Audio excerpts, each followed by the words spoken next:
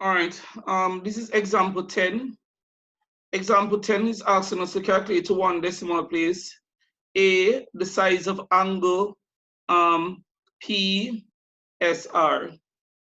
So let's identify that angle. It's angle PSR. That's this entire angle here. Some things to remember, whenever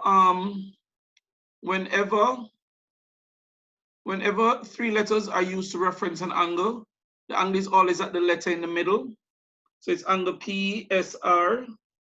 All right, now to do this, what you have to sort of do, well, let's call this entire angle theta.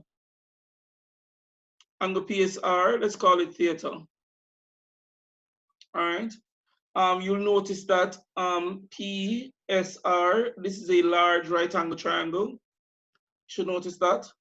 PSR is a large right angle triangle. All right. And that PR, the side PR is opposite to the angle. 17, which is in front of the right angle, is the hypotenuse. And the other side, PS, is adjacent to the angle. Now, the ratio that includes adjacent and hypotenuse is cosine. So I'm going to say cos is equal to adjacent over hypotenuse. Then I'm going to say the cosine of the angle which we want to find, theta, is equal to adjacent 8 over hypotenuse 17. If I know the cosine of an angle, to find the angle, I must use cosine inverse. So theta is equal to cosine inverse 8 over 17. And so theta, which is angle PSR, is equal to, so we're going to go shift cos, open bracket, 8 divide by 17, close bracket, and this angle is 61.9 degrees. So angle PSR is 61.9 degrees. All right, so that's the first thing we're asked to find. Let's go to the next page.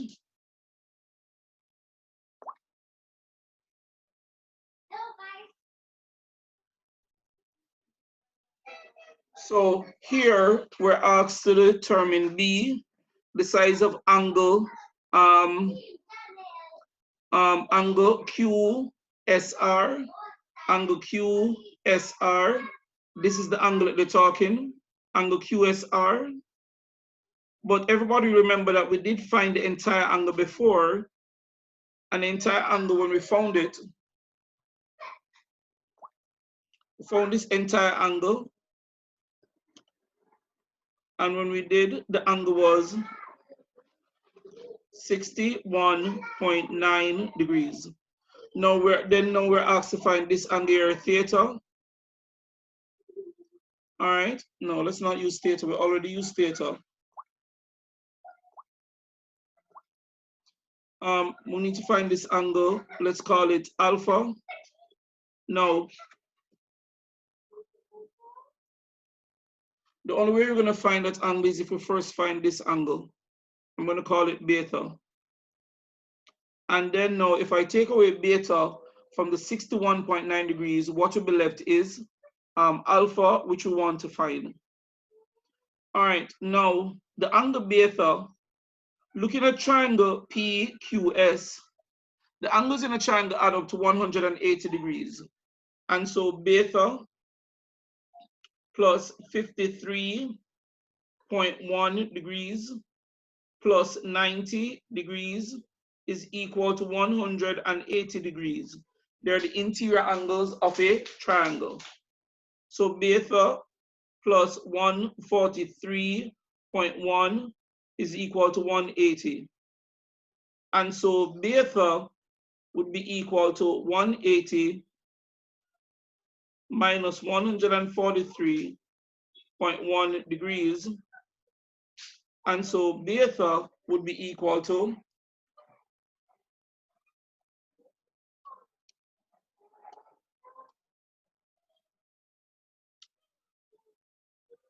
beta would be equal to 0.9 degrees. All right. Now remember the entire angle is equal to 61.9. And so alpha, which is what we want to find, which is angle QSR, would be equal to 61.9 minus beta, which is 36.9. And I believe the answer is 25 degrees. The answer is 25 degrees. So angle QSR is 25 degrees. Next, we're asked to calculate the length of PQ. So let's call it X. The length of PQ, let's call it X. Note that the side 8 is opposite. The side 8 is opposite to the 53.1 degrees. And the side X is adjacent. And obviously QS would be the hypotenuse. The ratio that includes opposite and adjacent is tan. So I'm going to say tan is equal to opposite over adjacent. Then I'm going to say the tangent of 53.1 degrees is equal to opposite 8 over adjacent X. If I have one fraction is equal to one fraction, to get rid of the fraction, I would cross multiply. So therefore, X times the tangent of 53.1 is equal to 1 times 8, which is 8. Then I'm going to divide both sides by the tangent of 53.1 to get rid of the tan 53.1 on the left-hand side. And so X, which is PQ, would be equal to, so this is 8 divided by the tangent of 53.1. PQ is equal to 6 centimeters. PQ is 6 centimeters. Now, next we're asked to find RQ. Now, RQ I'm going to call Z. There's no way, the only way you're going to find RQ is if you first find PR, which I'm going to call Y. The only way you're going to find QR is if you first find what? PR, which I'm calling Y. All right, and I'm going to attempt to explain why this is so. Why couldn't we find alpha directly? Why can't we find QR directly?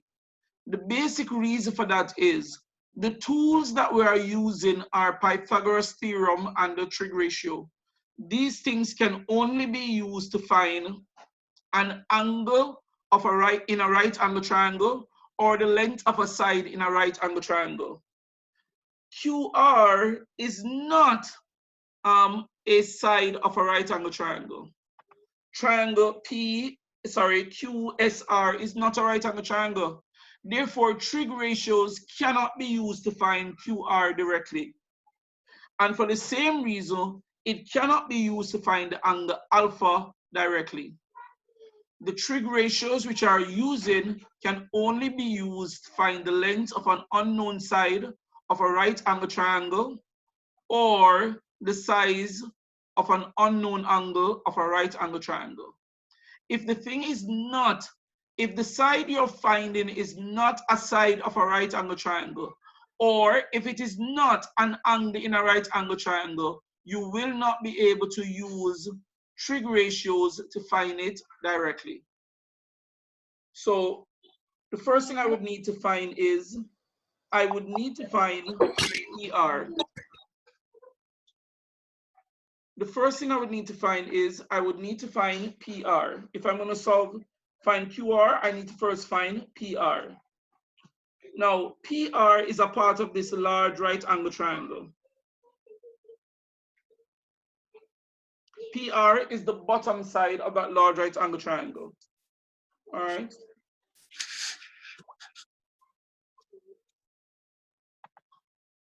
Now, therefore, for that right angle triangle, I know two sides. PS is 8 and RS is 17. And if I know two sides of a right angle triangle and I need to find the length of the third side, I'm going to use Pythagoras theorem. The Pythagoras theorem formula, C squared is equal to A squared plus B squared. And in that formula, C is the hypotenuse. So this is 17 squared. The other two sides are 8 squared and Y squared. This is 289. This is 64 plus Y squared. Positive 64 goes over and become negative.